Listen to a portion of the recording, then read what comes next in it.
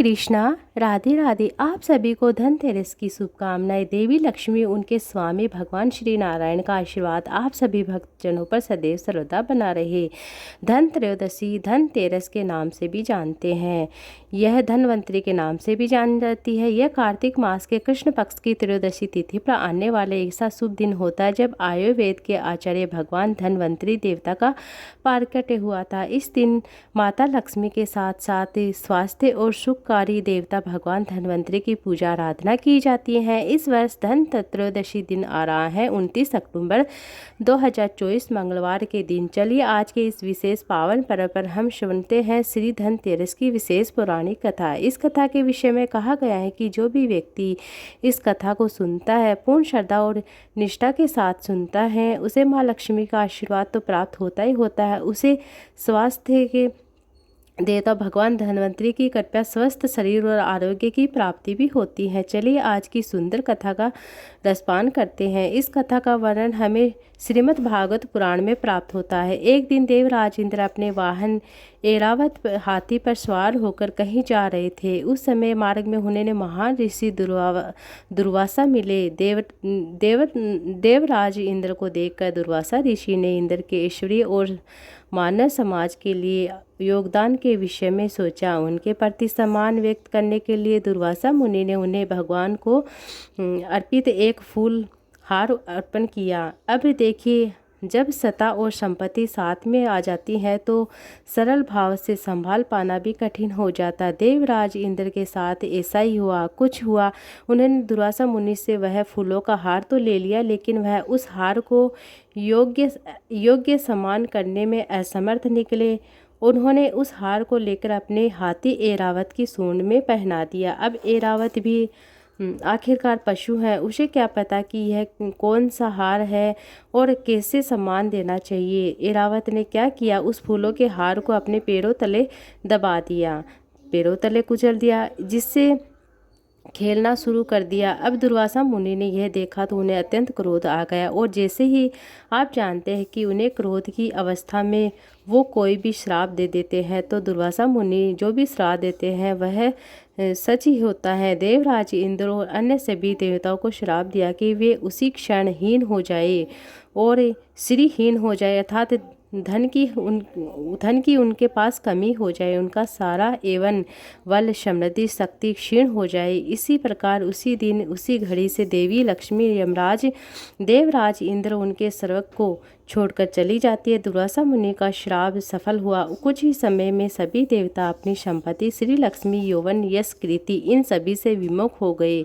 कुछ ही समय में असुरराज बलि ने अपने विशाल असुर सेना के साथ स्वर्गलोक पर चढ़ाई कर दी, आक्रमण कर दिया। इस देवासुर संग्राम देवताओं की पूरी तरह से पराजय हो जाती है। इस श्राप के कारण उनके पास ना तो धन रहता, ना बल रहता, ना शारीरिक स्वास्थ्य रहता। इसलिए थक हार के वे सभी ब्रह्मा जी के शरण में जाते हैं, उनकी आराधना करते हैं। भगवान श्री विष्णु के पास ब्रह्मा जी विष्णु पास गए। भगवान ने सभी देवताओं को सुझाव दिया कि वे असुरों के साथ संधि करें, क्षीर सागर का मंथन करें, उनमें से जो अमृत प्राप्त होगा उसी में से पुनः बलशाली हो जाएंगे। भगवान ने देवताओं को यह भी विश्वास दिलाया कि वे ऐसी व्यवस्था करेंगे जिससे समुद्र से प्राप्त अमृत प्राप्त देवताओं को ही प्राप्त हो। परिणाम स्वरूप वे सरलता से असुरों को युद्ध में पराजित कर पाए, अपने स्वर्ग को पुनः प्राप्त कर पाए। तब भगवान की आज्ञा पाते हुए देवराज इंद्र ने असुरराज बलि के साथ एक समझौता कर लिया। इसके साथ सभी देवता और दानव मिलकर क्षीर सागर का मंथन करने लगते हैं। उस मंथन से जो भी संपत्ति प्राप्त होती है बराबर दोनों हिस्सों में बांट ली जाती है। समस्त तैयारी पूर्ण हो गई। समुद्र में अनेक प्रकार की औषधियाँ डाली गई, मंथन किया गया, पर्वत को मंथनी बनाया गया और वासुकी को रस्सी बनाकर देवताओं और असुरों के संयुक्त प्रयास से समुद्र का मंथन प्रारंभ हुआ। लेकिन मंदार पर्वत इतना भारी था कि धीरे धीरे वह नीचे धंसने लगा। इसलिए भगवान श्री एक विशाल कछुए का रूप धारण करके आए, उन्हें पीठ पर मंदार पर्वत को रखा और उसके बाद समुद्र का मंथन किया। इस प्रकार भगवान श्री नारायण ने समुद्र मंथन के समय कुकर्म अवतार का रूप धारण किया था। इस समय समुद्र मंथन से अनेक प्रकार की दिव्य संपत्ति प्राप्त हुई, लेकिन इन सबसे पहले आया था हलाल विष आया था। मानव समाज हित के लिए इस विष का पान कौन करे। तब भगवान देवादिदेव महादेव भोले बाबा ने इस विष का पान किया। उनका कंठ नीला पड़ गया, इसलिए महादेव का एक नाम नीलकंठ विष के नाम से जाना जाता है। इस समुद्र मंथन से अनेक प्रकार के बहुमूल्य रत्न वस्तुएं प्राप्त हुई। उन सभी को देवता असुरों ने बराबर हिस्सों में बांट लिया। उसके बाद समुद्र मंथन से स्वयं लक्ष्मी देवी प्रकट होती है। उन्हें देखकर सभी देवताओं ने उनकी स्तुति की, प्रार्थना की, आराधना की। इस प्रकार लक्ष्मी देवी उनसे प्रसन्न हो गई और देवी लक्ष्मी ने भगवान विष्णु को अपने पति रूप में चयनित कर लिया। उसके बाद समुद्र मंथन में अंतिम चरण में समुद्र में एक विशिष्ट देव पुरुष बाहर आते हैं। उनका वर्णन करते हुए इस प्रकार श्रीमद् भागवत में श्लोक आता है कि दीर्घ पीवर दौर दंड कवो गिरिरूण कऊ श्याम तरुण संगवी सर्वाभरव विभूषि पीतवा सा महो रस समुटपणि कुंडल सिंधु कुचित के स्थान समदस विक्रम अमृत्या पूर्ण कलश विभ्रत है वल्य भूषित। अर्थात उसके बाद मंथन में एक विलक्षण देव पुरुष बाहर आते हैं। उनकी भुजाएं अत्यंत बलशाली है, शरीर सुडौल है, उनका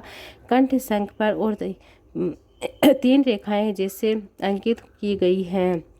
वे नव युवक भरपूर, उनकी पूरी देह अत्यंत बहुमूल्य आभूषण सुसंगीत पुष्प दिव्य आभूषणों से सुसज्जित थी। उन्होंने पीले वस्त्र धारण किए हुए थे। अपने हाथों में ऊपरी भाग में अमृत का एक स्वर्ण कलश भरा हुआ था। यह कोई और नहीं अपितु स्वयं भगवान विष्णु के कला अवतार और आयुर्वेद के प्रवक्ता आचार्य भगवान धन्वंतरी थे।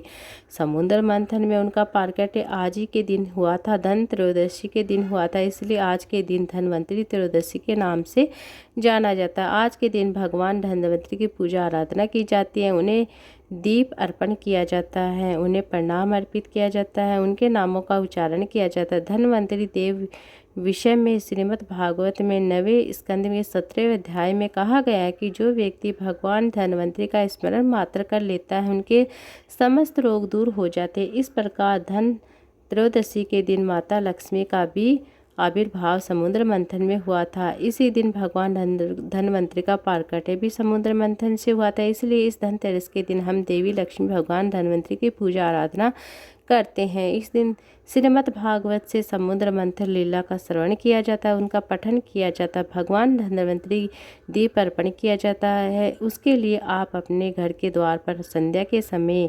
घी या तेल का दीपक अवश्य प्रज्वलित करें। उत्तर दिशा की ओर मुँह करके रख सकते हैं। इस दिन भगवान धन्वंतरी से प्रार्थना करनी चाहिए कि वे हमें स्वस्थ आरोग्य प्रदान करें, जिसके माध्यम से हम अपने जीवन के वास्तविक धन